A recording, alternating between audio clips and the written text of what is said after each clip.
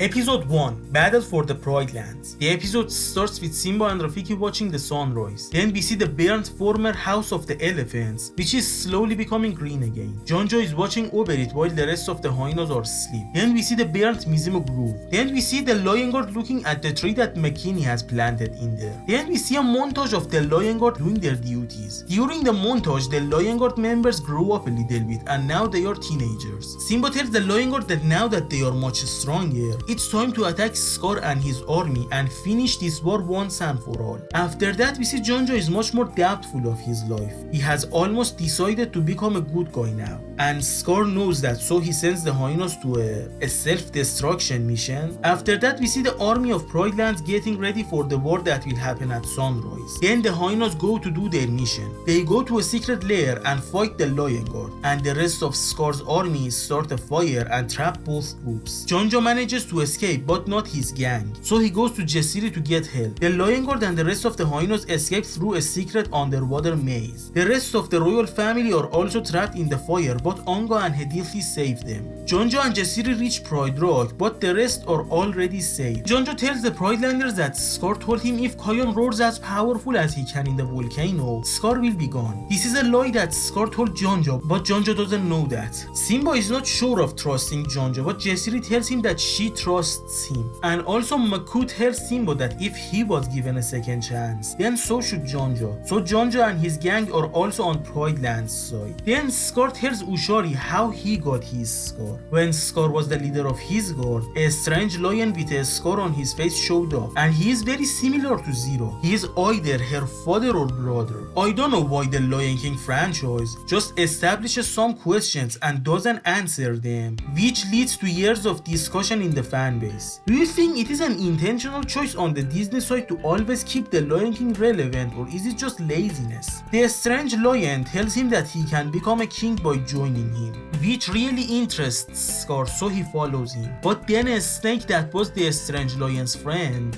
bites Scar in the face, and that is how he got his scar. The strange lion tells Scar that the bite was poisonous. He will heal it for him if he does everything he tells him to do. Scar didn't want anything with it, so he killed both of them with the roar. Scar tells his quote-unquote heroic actions to Mufasa, and he expects being called a great hero or something. And here it gets confusing because we see Scar's point of view, and Scar isn't a very reliable and trustworthy person, is he? I don't know how much of it is real and how much of it is a lie or a misunderstanding. In Scar's point of view, Mufasa is a jerk. He nicknames him Scar, and the way Scar says it makes it look like Mufasa said it as an insult. Scar claimed that nickname and started to call himself that to show that his past self died and a new version of him was born that day. Even if Mufasa was intentionally or unintentionally mean to him, it's still Scar's fault. Some would say that they don't like this backstory because the fact that a poison has turned Scar evil is lame and unrealistic. But even if we say it really makes you evil all the time, it still is Scar's fault because he already wanted the throne before being poisoned. The snake would never bite him if he wasn't greedy in the first place. During the backstory, we see an actual look at Scar's guard, and also Scar said that he died in the fire, and he did not mention the hyenas at all. After that, the sun rises and it's time to start the final war, and it is satisfying to see all those shenanigans in season 2 finally paying off. All the animals of Pride Lands are now fighting as a unified force, and also now that Jonjo's gang are on Kion's side, the good guys are wiping the floor with bad guys. It is kinda anticlimactic because it was kinda an unfair war, because there are much more good guys than bad guys, and it's usually the exact opposite in other cartoons, so that it would be interesting. The other problem is that Simba and Nala are not in the war. Some could use this as another point for proving that Simba was a bad father, but the reason is again because it is not Simba's story, it's Kion's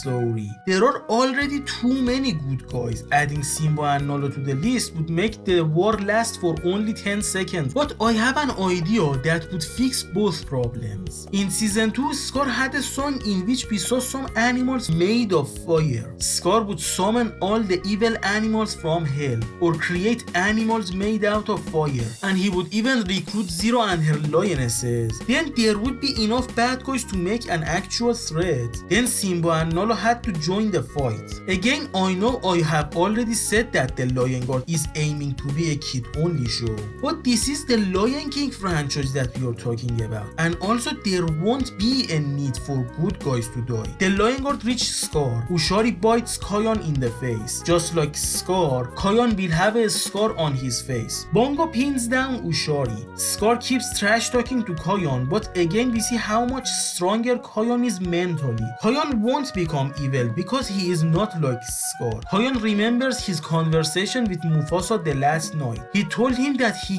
can't fight fire with fire. Kion now realizes that their previous plan wouldn't work, so he does something that Scar would never expect. I forgive you. You what? But I can't judge you for everything you've done. The lions of the past need to do that. We see a new power of Kion. Instead of roaring, Kion blows. The great lions of the past also blow with him. It results in a rain, and the Scar fire spirit alongside the lava in volcano are no more. Ushari tries to attack Kion. Bongo defends Kion, and Bongo and Ushari are falling into the lava. Ono saves Bongo, but the same cannot be said about Ushari. Before the lava is gone because of the rain, Ushari falls in the lava and dies. And this is tragic. In this show we had many bad guys that are evil because they chose to be evil. But Ushari was the only one whose reason for being evil is understandable. He lost his mind because during his whole life he suffered. If there was one villain in this show that deserved a redemption, it was Ushari. All the Outlanders kinda got redemption. Even Ray Ray and Kiburi, the most evil ones at the end of the war, were like, I guess we are cool with Pridelanders now. I could say it is a kid show, so at the end all the bad guys should become good guys. But then why Ushari died? It's so unfair that only this guy died. He deserved much better, man. He deserved much better. The war is over and Scar and Ushari were the only people that died. And Kion and Ono are the only ones that are hurt. Kion is scarred and poisoned, and Ono can barely see because he was in the smoke too much and breathed too much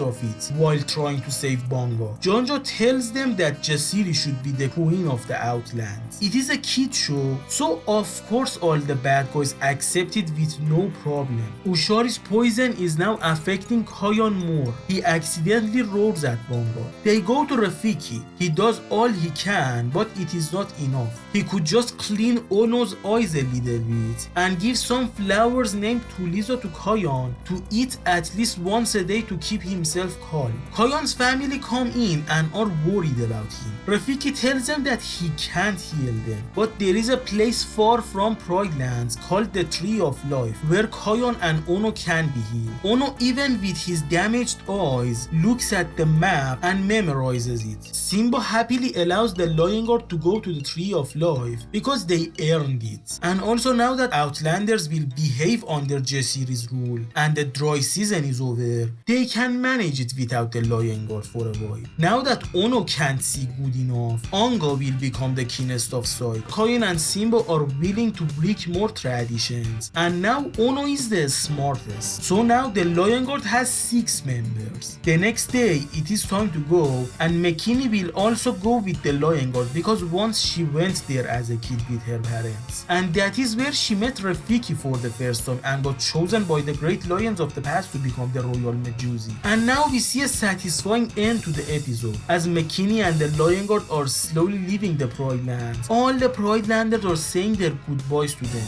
Episode 2, the Harmattan. At the opening of this season, we see now that there are 7 main characters in this show. Anga is now the 6th member of the Lion Guard, and Mekini is also tagging along. They must pass through the Backlands. So Makucho and his friends show up. A Harmattan happens, which leaves a gigantic sandstorm that can last for days or weeks even. So Makucho stops the fight and tries to escort them out of his territory. But during it he hears about the Tree of Life, so he comes up with a plan to get rid of the Lion Guard and capture McKinney and make her tell him where the Tree of Life is, so that they could find new food to eat in the Tree of Life. The plan doesn't work, but Makucho will secretly follow the guard to the Tree of Life. Episode 3, The Accidental Avalanche. The Lion Guard need to go around a snowy mountain, but the scar has made Koyon impatient, so he tries to make a tunnel through the mountain with the rope, but that doesn't work. But it destroys the house of a family of snow monkeys. The rest of it is an Ongo episode. She needs to learn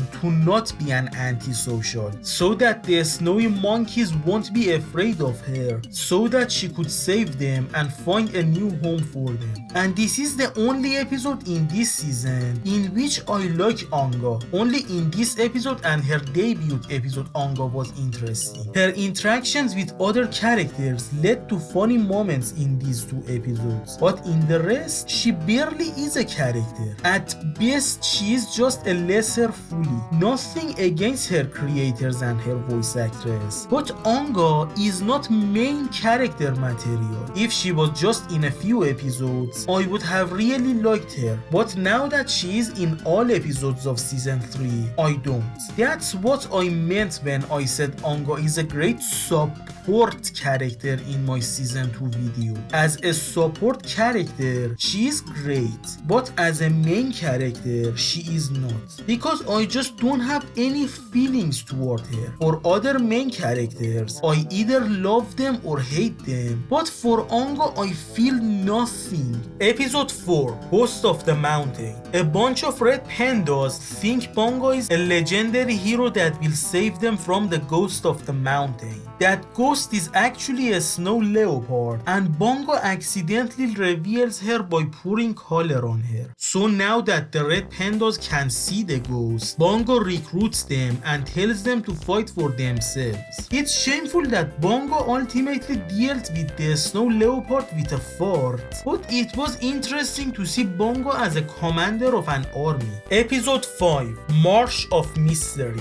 McKinney and Ono are trapped in an underground maze and need to work as a team to escape. Episode 6, Dragon Island. The Lion Guard will deal with some Komodo dragons. Episode 7, Journey of Memories. This one is a McKinney episode. It seems that McKinney is remembering some stuff wrong and is leading them to the wrong way. But at the end, the guard and McKinney herself learn to believe in McKinney, and she will find the way to the Tree of Life. You may think I don't like McKinney because I don't like Ongo that much, but no, I actually like McKinney. She is this clumsy girl failure type of character, the exact opposite of Fully, who is this independent, serious girl with an attitude. Fully is a cool character and McKinney is a relatable character. I am not against adding new characters to the main cast. In fact, I actually welcome it. But again, my problem with Ongo is that she isn't relatable like McKinney and doesn't have enough personality like Fully.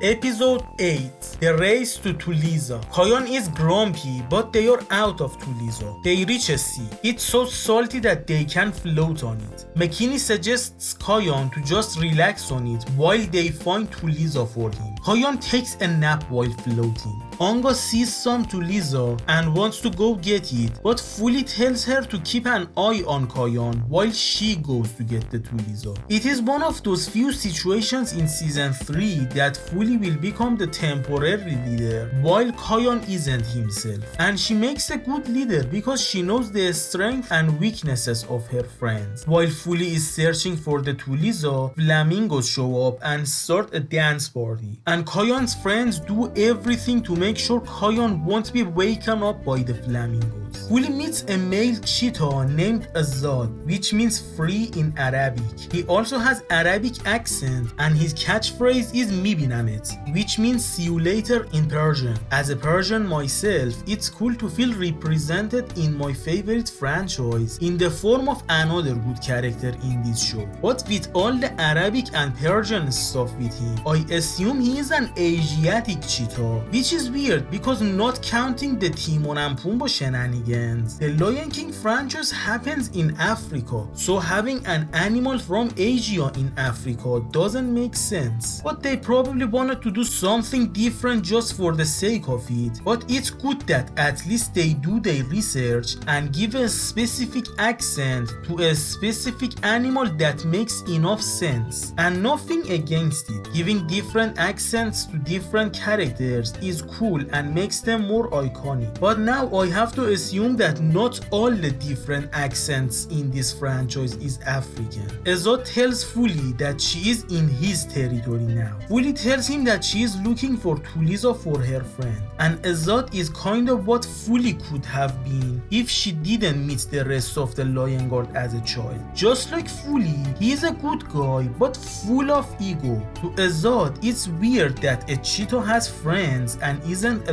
loner. Azad tells Fuli that he will help her if she wins a race against him. Fuli loses because Azad knows this place better. Fuli challenges Azad to a rematch and Azad's ego doesn't let him say no. This time Fuli goes as fast as she can, so Azad tries to take a shortcut but almost falls to his death before being saved by Fuli. Azad now respects Fuli and takes her to where the Tuliza is, and both go to give the Tuliza to Kayan, and they reached him just in time because the flamingos are annoying to Kayan, so he is just one step away from roaring at them. Fuli is afraid of water, but she will go through the water for the sake of Kayan. After eating the Tuliza, Kayan is feeling like himself again, so they are ready to continue the journey. Fuli and Azad say their goodbyes to each other and leave. The best thing in this episode was Fuli's personality. In season 3, Fuli has matured, and because of that she has become an even better character. She cares deeply for her friends, especially Kayan, and I think that's what Simba thinks as well. As in the first episode of season 3, Simba tells Fuli to Bring Kayan home safe. and I think that is why Fuli would freak out the most each time Kayan wasn't himself anymore. Some would say it's romance, and even myself used to ship these 2 years ago, but nowadays I actually love how they didn't fall in love at the end. Not everything should be romance. Sometimes friends will also do everything for their friends. They don't need to be romantically attracted to each other in order to do everything for each other. Romance is overrated and friendship and found family is underrated. Now I am happy to see how good the dynamic of Kayan and Fuli is without getting romance involved, because that would be lazy. I don't understand all those people that went mad at 2019 when Kayan didn't end up with Fuli at the end, because if they did, they would be slightly less deep, because everything is romance nowadays. We don't have stories about friendship and found family that many today. At the end, it was shown that Kayan and Fuli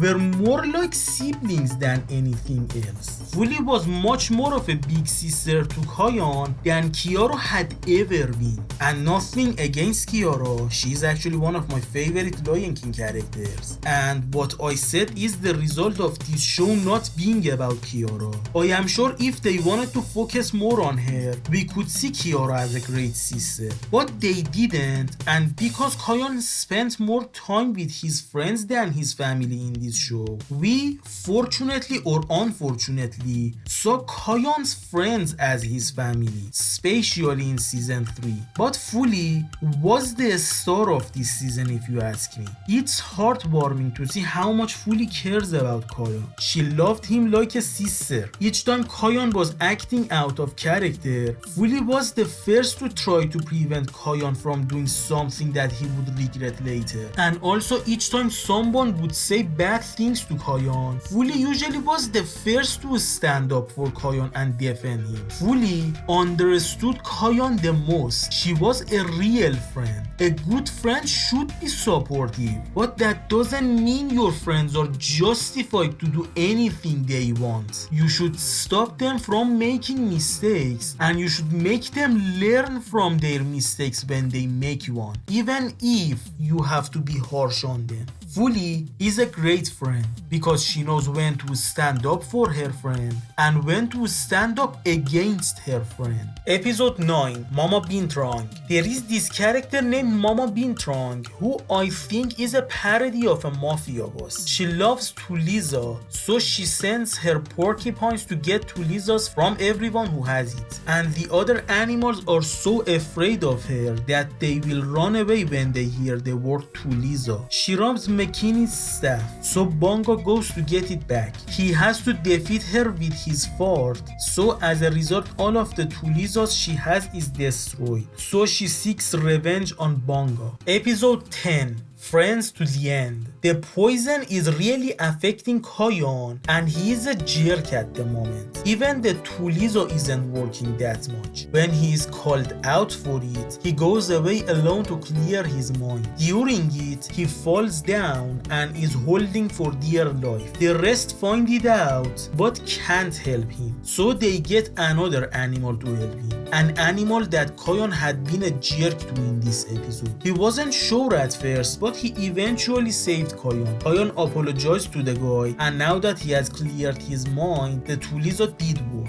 This episode tried to focus on Koyon being a jerk, but not gonna lie, the biggest jerk on this episode was Bongo. He said some harsh stuff on this episode. I know he doesn't truly mean what he said, and it was a result of being an idiot, but it doesn't undo the fact that he called Koyon evil multiple times. This episode showed who is a good friend and who is not. Fully and the rest showed their true friendship to Koyon, but Bongo did not. I know at the end he told Koyon that he would be with him even if he becomes evil, but why did you call him evil in the first place? Episode 11, The Tree of Life. The gang are finally reaching the Tree of Life. They just need to cross a small valley, but thanks to Bongo a landslide happens and the path is blocked with him trapped under it. This catches the attention of the Night Pride. They are basically the lion guard of the Tree of Life. The members are Princess Rani, the next in line for the throne and granddaughter of Jana, the queen of the Tree of Life. Balio, Rani's brother, Surak, Rani's uncle and Queen Jana's son, and Nirmala. I don't think she's related to anyone, but she is a fighter and a healer. And there is also an owl named Ulu that helps the Night Pride sometimes. As you can see, the lions from the Tree of Life all are brown. Due to a misunderstanding, the Night Pride attack the lion guard. During it, Koyon lashes out and roars at Balio. So a mad Rani tells the lion guard to go away and never return. Then they go to check on Balio. The lion guard save Bongo and start clearing up the mess. Rani goes to her grandmother. She told her what happened. When Jana hears about the roar, she tells Rani to bring back the lion guard.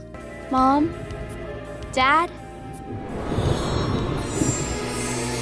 We're here, Ronnie. Does death even have a meaning in this universe? So apparently after Jana becoming old, Rani's parents were supposed to become king and queen. But they died, so Jana couldn't retire and had to stay the queen until Rani was old enough to become queen. Couldn't Surak be a temporarily king until then? Jana had to lead until the day she died? How does the kingdom work here? How did Rani's parents die? How did she get that scar? I already want a Night Pride spin-off. Yeah, I want a spin-off to a spin-off show. I want to see the events of the Tree of Life before the third season of the Lion Guard. I can already say that Surak is an anti-Scar. Scar was an evil uncle that ruined Simba's life for the throne. But Surak is Rani's supportive uncle who has no eye for the throne, and his priority is to take care of his orphaned niece and nephew.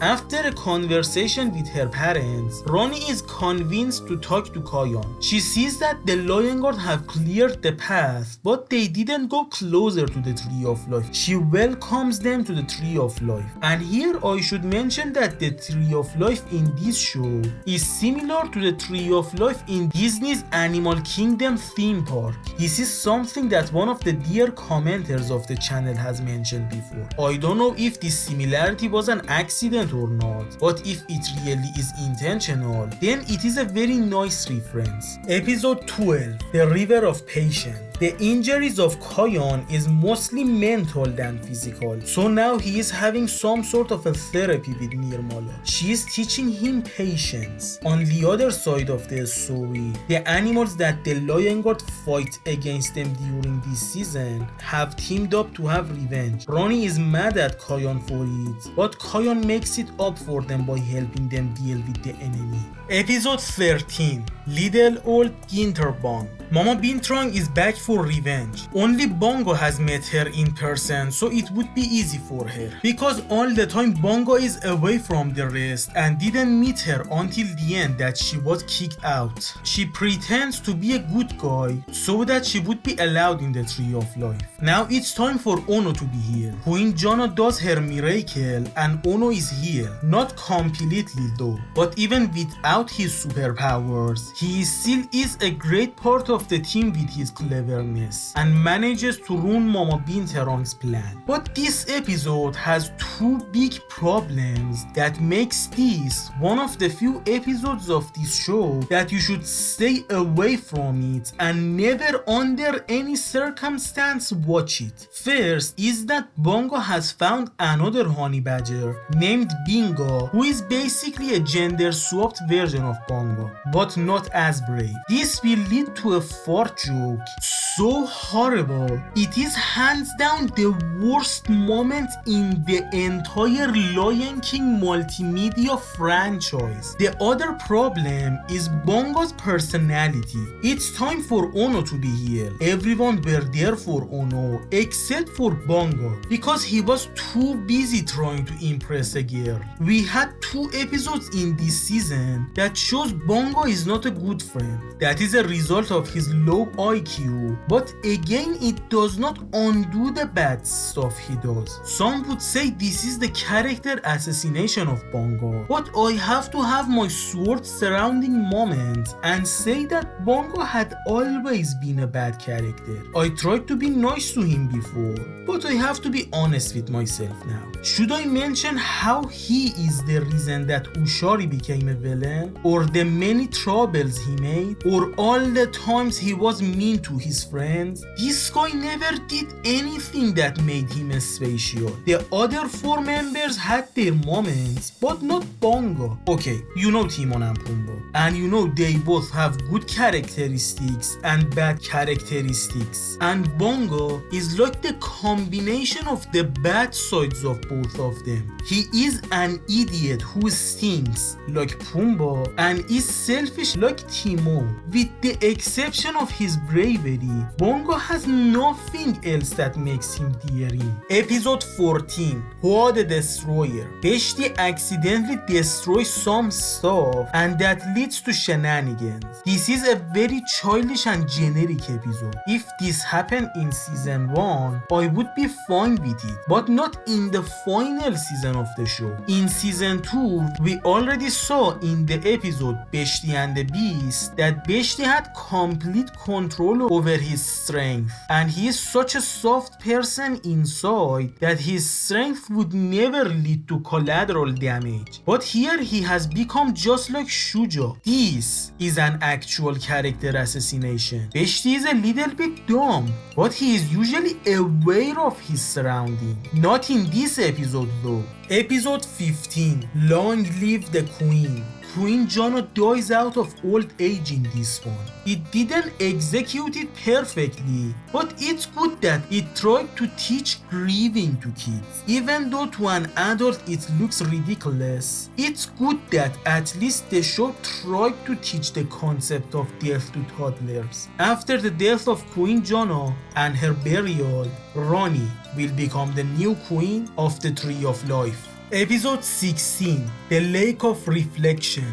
One interesting thing in this episode is that we see what a wonderful place the Tree of Life is. It feels like the entire planet bundled into one place. All 4 seasons are in this place. All 5 continents are in this place. All sorts of different animals that are impossible to live in the same ecosystem are living in this place together. The Tree of Life is a place that every animal who needs to be healed can come to. It is like a zoo in which all the animals can come in it anytime they want and can leave it anytime they want. As long as you are peaceful, you can stay in this magical place. But the best part of it is Koyon's friend rebuilding Koyon's confidence with a flashback to the baby Koyon days. We see Jonjo, Chizi and Chonggu trying to rob an egg. Koyon leads Bongo, Beshti and Fuli, and together they save the egg and kick out the hyenas. Then the egg hatches and Ono is born. With that memory, Koyon remembers that he was a leader even before having the roar of the elders. With that being said, Koyon is finally his old self again, and his healing process is finished, and now they are ready to go back to Pride Lands. Episode 17, Triumph of the Roar. Oscari, the first Lion Guard, discovered the roar of the elders at a place near the Tree of Life. Koyon goes to that place and meets Oscari's spirit. Oscari trains Koyon, and just in one day, Koyon learns everything about the roar and gets so many different powers that makes me wish for a 3D AAA Lion Guard video game in the action-adventure genre. All these powers are so cool, I want to control them. Imagine all the creative ways we could use these powers for combat, navigation, and puzzle solving. We had the perfect idea for a perfect video game, but no, we just had to get cheap mobile games. At the end of the episode, Koyon uses his new powers to deal with the villains of Season 3 for the last time. Episode 18, Journey to the Pride Lands. At the beginning of the episode, we see that Koyon and Rani have fallen in love. They have a love song, but it is nowhere near to Can You Feel the Love Tonight or Love Will Find a Way. Then Azad, Jasiri and Jonjo show up. Jasiri and Jonjo heard that Zero and her followers are going to attack the Pride Lands, so they came to bring back the Lion Guard faster. On the way, they met Azad and he took them here through the shortcuts he knew. So they start going back to Pride Lands, except for McKinney, who will stay. Going from Pride Lands to the Tree of Life was a long journey, but going from Tree of Life to the Pride Lands will be a short journey, because now with the shortcuts that Azad knows and the new powers that Koyon has, they can reach home much faster. You may now think that Koyon is now so OP that there is no need for the rest of the guard, but actually they thought about that, and at the end of the episode, Koyon makes a mistake that the rest of the guard are needed to fix it. 19. Return to the Pride Lands. Now the final episode. You guys know that season 1 and 2 of the Lion Guard happened after Kiara and Kovu's first meeting and before Kiara's first hunt. But some parts of season 3 happened during adult Kiara sections of the Lion King 2, and some parts of it happened after the Lion King 2. So yeah, for the longest time the Lion King 2 was the furthest point of the Lion King franchise, because almost everything else happened before the Lion King 2. Even the upcoming new Lion King movie is a prequel. But finally we have something that happens after the Lion King 2. This final episode of the Lion Guard show not only is the epilogue to the Lion Guard show, it is also an epilogue to the Lion King 2 Simba's Pride and the entire Lion King franchise. Koyon and gang reach the Outlands. They try to reach the Pride Rock. Ango is horrified to see Kovu on Pride Rock. They think that the worst has happened. Then something weird happens. We see Vitani with 4 other Outlander lionesses, and they say the Lion Guard's catchphrase and start attacking Koyon and gang. At the beginning of the fight, Vitani says, "The lion with the mark of evil is mine." What did she mean by that? That everyone with a scar on the face is evil? This is a mentality that Proidland's history has, and it's really mean because it is an objective judging of people based on how they look. They start a fight and Koyon and friends are confused about how their enemy is working as a team similar to them. Both teams seem to be evenly matched, so Koyon wants to use the rope, but Kiara stops him. She approaches him with Kovu behind her. Koyon freaks out at first, but Kiara tells him that there is nothing to be worried about. Koyon asks about Zero, and Kovu says, Zira has completed her journey on the Circle of Life. yeah, this show basically censors the words love and death. You know, the two main themes of The Lion King 1 and 2. Also, another disrespectful thing that they did in this episode is that they acted as if Nuka never existed. Couldn't they just say in one line that he died as well? At least Nuka had one episode. Poor Serabi didn't even have that. Koyon rushes to his parents. They are very happy to see their son after a long time. They introduce Azad to the royal family and tell Rafiki that McKinney has decided to stay.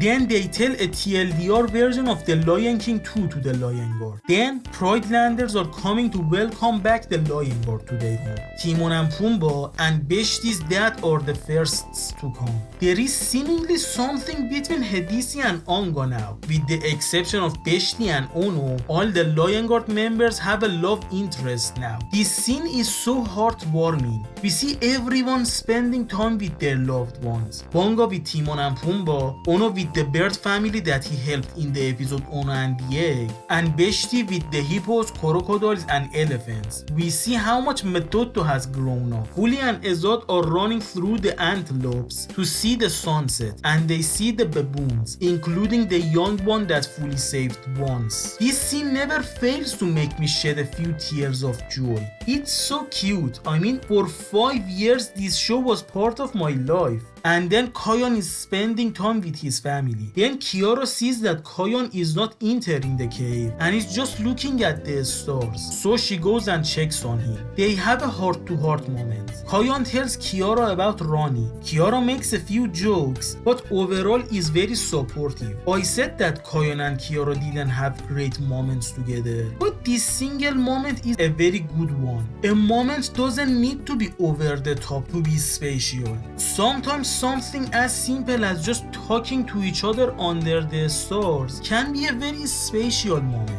The next day, we realized that Koyon's journey had taken so much time that during his absence, Vitani became a Lion Guard to help while Koyon was gone. So now that they are back, we have 2 Lion Guard teams that won't back down. So there will be problems. They will make a tournament to see which team is superior, so that the superior team would become the permanent Lion Guard team. The strongest members each have to push a giant rock with an elephant on it. The final episode becomes the most ridiculous one. This has to be impossible for even a hippo, let alone a lion. Beshti at first is doing a better job, but his skin is sensitive to the sun, so he needs to take a short break to cover himself in mud. So because of that, Beshti loses. Then the fastest members will do a race. Fuli obviously wins. Then the competition of the keenest of sight. Unfortunately, this challenge happens in a cave, and Anga, unlike her opponent, can't see great in darkness, so she loses. Then the battle of the bravest.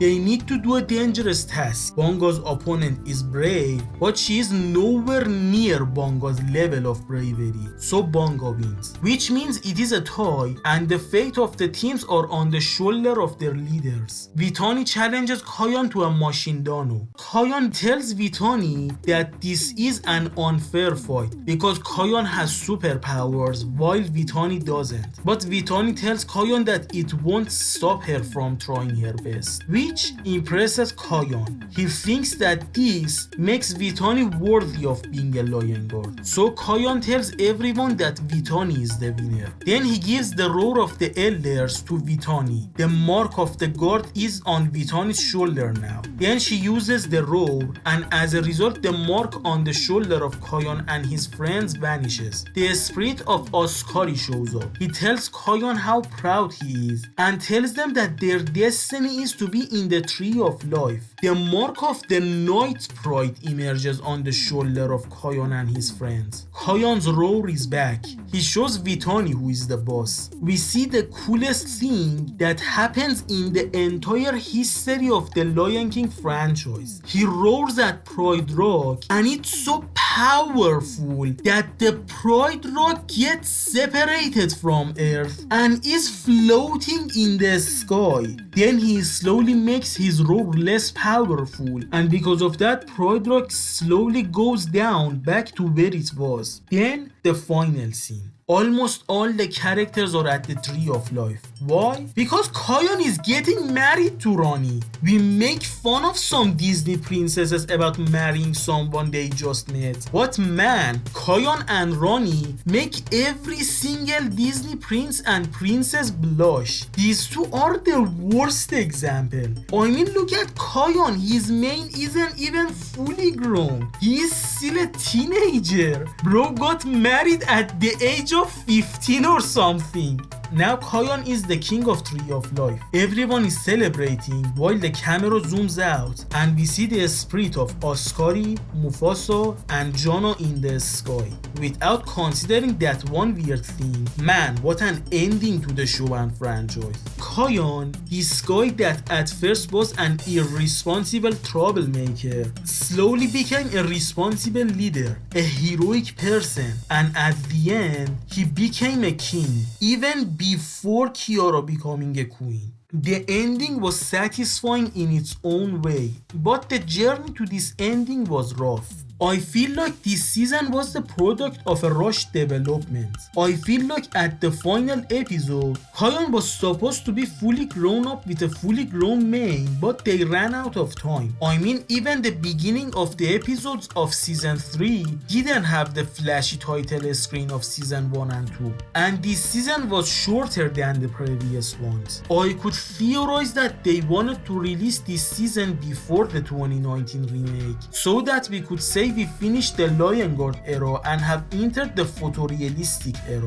But this season came after the Lion King 2019, so maybe it is not that. Or you know, maybe the budget of this season was low because of the focus on the remake. Or you know, maybe someone at Disney really hated the Lion Guard. Maybe, you know, there were some Lion King fanboys or fangirls at the Disney side who didn't really like the Lion Guard because it kind of disrespected the original movies, so maybe they demanded that they should end the show in a way that it would become completely separated from the Lion King. I think they did a retcon. I think Mekini was supposed to be Kiara's Mejusi, but in season 3 they changed their mind and said that she's actually supposed to be Rani's Mejusi. You know, even Rafiki said that he just assumed that Mekini was going to be Kiara's Mejusi and he was wrong, but I don't know, to me it still feels like a retcon. Kayon just went to a place far from Pride Land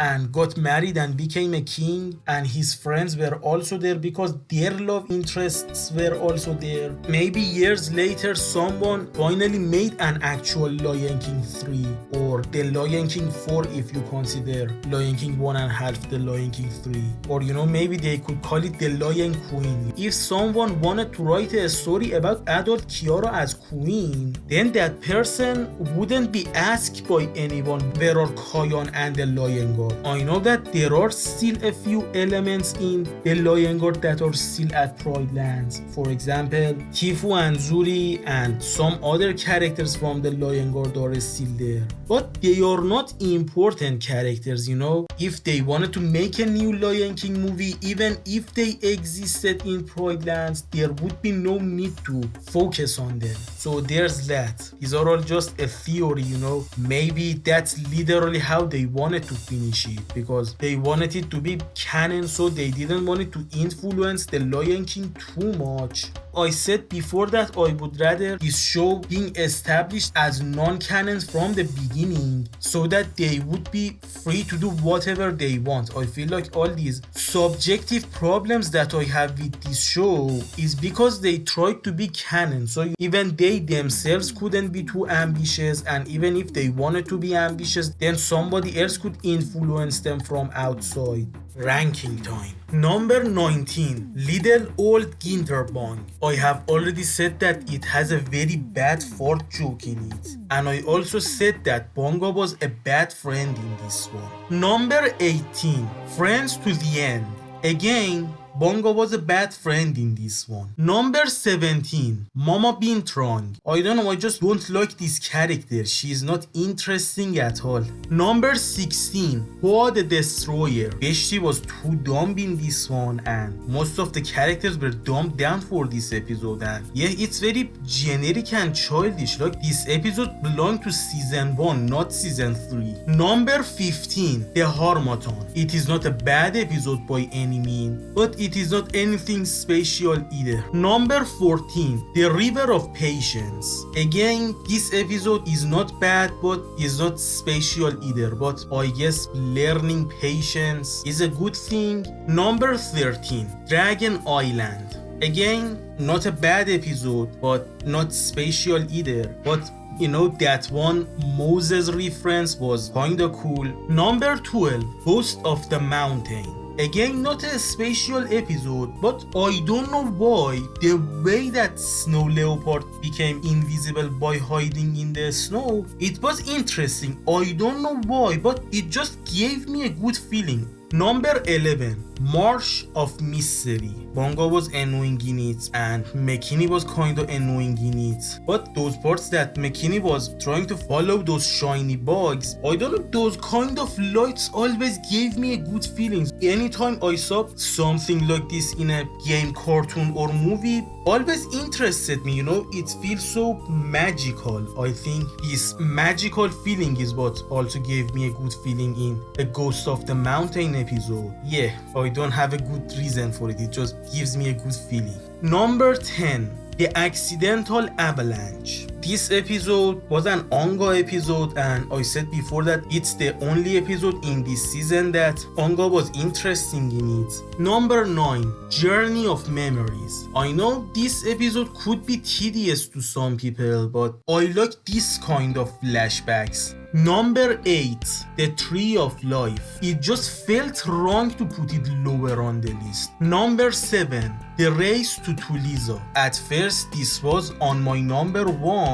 Fuli was great in this episode. Azad is also a good character. But when I thought more about it, I realized that no, this should not be number 1, because Fuli was a great character, but that's just half of it. The other half of the episode is very generic. Number 6, Battle for the Pride Lands. As you can see, this time the long episode wasn't number 1. It was kinda anticlimactic. The way they brought back Scar was good, I couldn't think of a better way. But the way they finished him was anticlimactic. I expected the final battle with Scar to be this horrifying thing, this very hard challenge that the heroes would barely make out of it alive. But it was like the most pathetic final battle of all time. Like, the good guys dealt with the bad guys so easily. It was just funny. The events before and after the war were more important than the war itself. But despite all of that, it's still a very enjoyable episode. It does not have pacing issues. Number 5, Long Live the Queen. They actually killed a character. in this show, death is just meaningless because Kayon can talk to Mufasa anytime he wants. I think also Rani can talk to her deceased parents anytime she wants. But again, you know, just the fact that it killed the character, it's interesting, you know, again, comparing it to death of Mufasa in Lion King 1 or even comparing it to death of Nuka in Lion King 2, this death is very pathetic, it's very cowardish.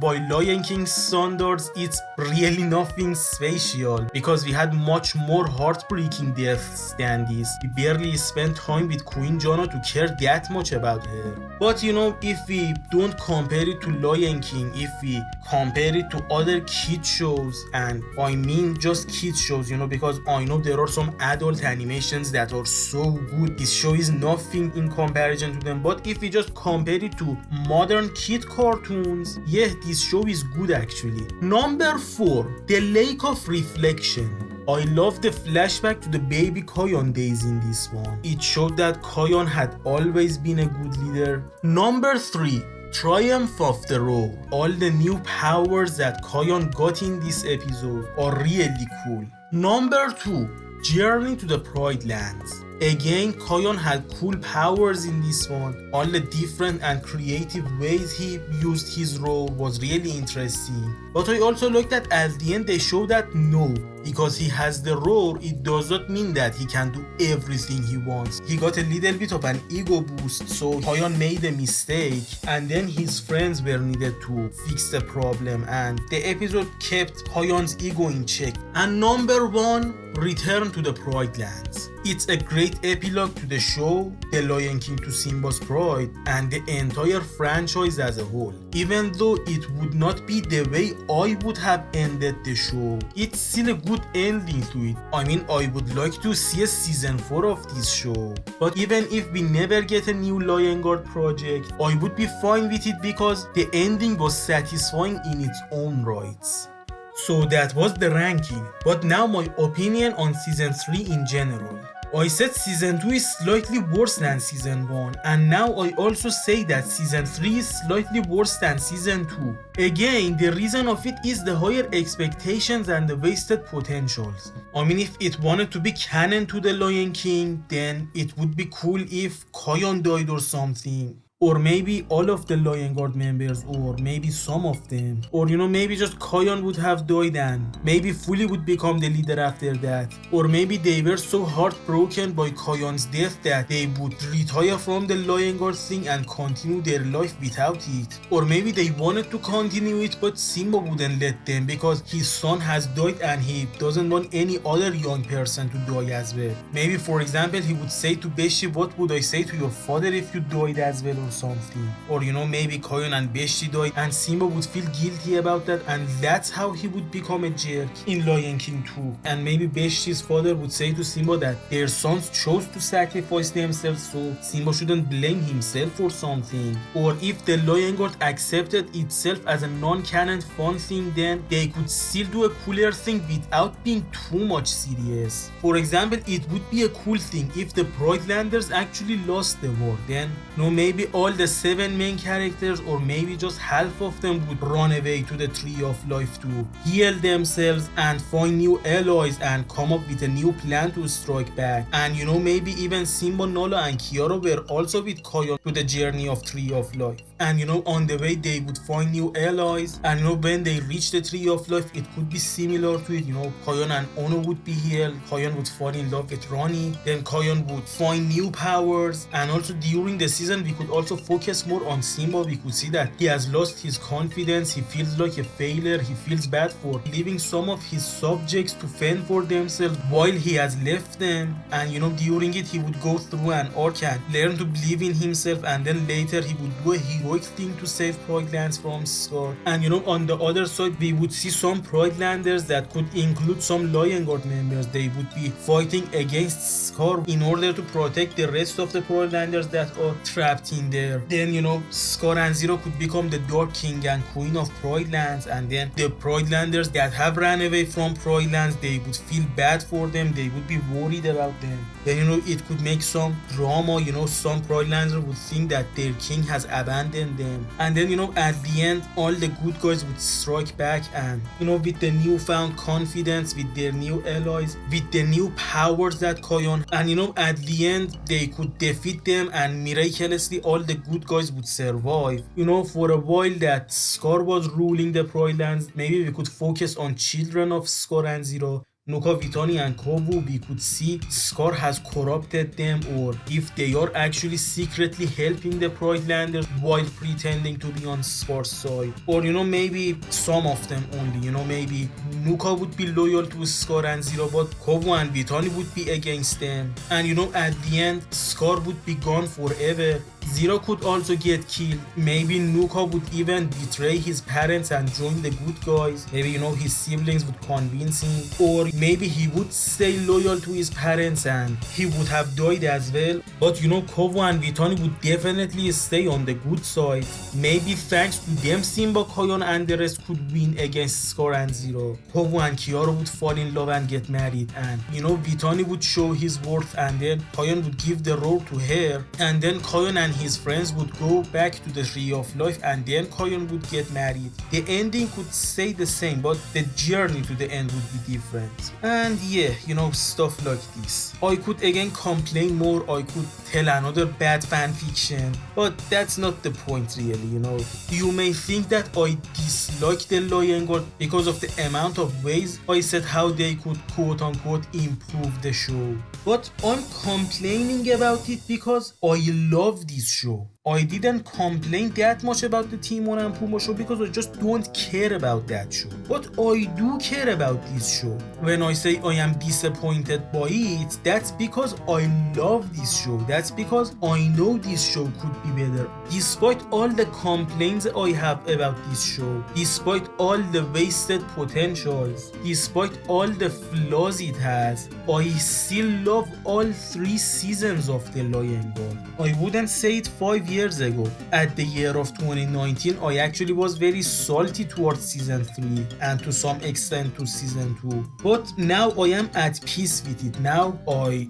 think the show has actually aged better, Watching all 3 seasons for this show was actually more enjoyable than ever. I didn't have the same feeling while making my videos on the Timon and Pumbaa show because only season 1 was enjoyable and I myself only like my video on the first season of it. If you think my season 2 and 3 video of Timon and Pumbaa is much worse, that's because I just didn't care about it anymore, because there was just a few good episodes in season 2 and season 3 was just a miserable experience. But not the Lion Guard show. I enjoyed all 3 seasons of it. Unlike the Timon and Pumbaa show, I binge watched this show and I enjoyed it. I did not get bored with it. Even the final episode of season 3 became a bittersweet experience because I really enjoyed watching the show. In my first video, I said that The Lion King is a showcase of both good storytelling and bad storytelling. And I wanted to consider season 3 of The Lion Guard as the bad storytelling part. But now that I think about it, The Lion Guard show is not bad at all. It's actually good enough. It's just not as good as the original Lion King movie. So yeah, I actually really enjoyed the Lion Guard show, even though it has flaws and it could be much better than what it is at the moment. So, is there anything left to say? Well, I liked how the dynamic of Koyon with Fully and Jessiri has grown. At the beginning of the show, he was closer to Bonga, but I think at the end of the show, he was much closer to Fully and Jessiri. And I know some people actually ship Koyon with these 2 characters. And I know that they are not satisfied that Koyon at the end of the day ended up with Ronnie.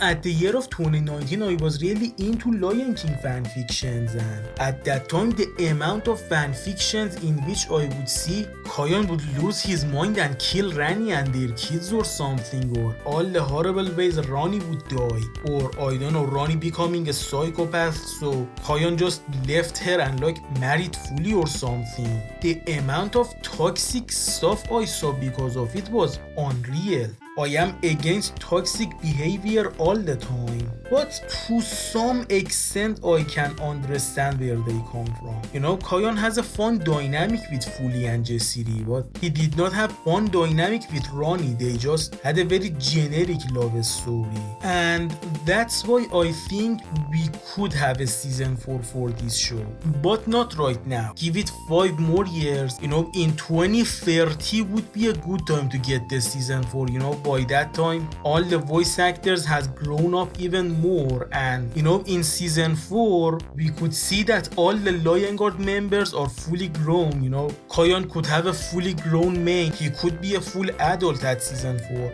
He could be even like bigger than Simba at that time.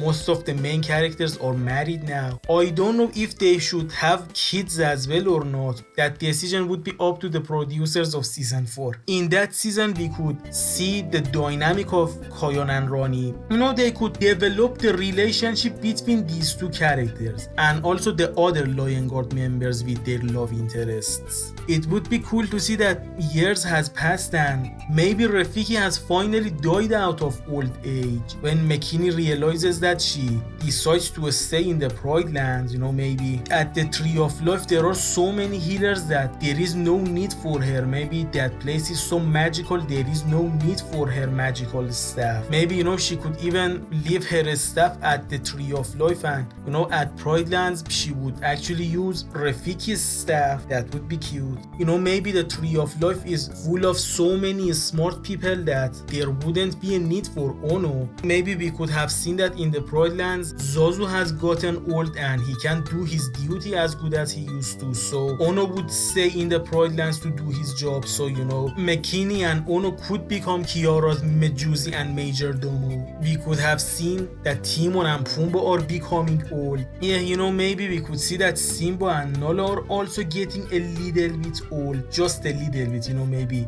Simba still has red mane, but there are a few white manes here and there. You know, maybe they could even decide to retire Simba and Nala, and Kiara and Kovu would become the queen and king. Also, we could get a spin-offs as well.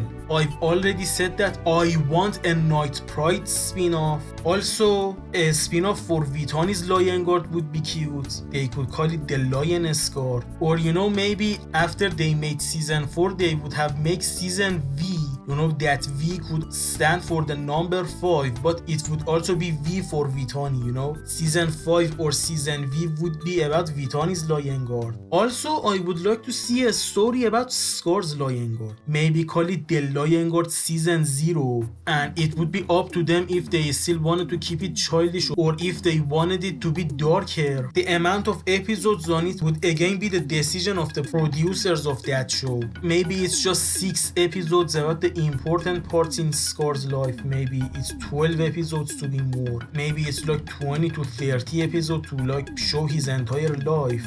They could be over ambitious with it and make it 52 episodes, and then in that case they would have make the entire history of the Lion Guard in that season. You know, they could start with Oscari. Maybe they could even tie it into the brightest star and, I don't know, make Oscari King Mohatu's brother or something. You know, maybe we could finally see an animated version of Ahadi and Uru in that show. You know, it could go a few generations. You know, it would be even before Mufasa and Scar time, then the childhood of Mufasa and Scar. I know the Mufasa the Lion King movie is on the way, but that would be totally different from this. We could even answer some unanswered questions like how Scar killed his guard but he didn't get banished. You know, it could even show the events between Lion King 1 and 2, you know, the early days of Simba's kingdom, you know, like what they did in Kingdom Hearts. Yeah, you know, these are all the cool stuff that they can do with the Lion Guard. Or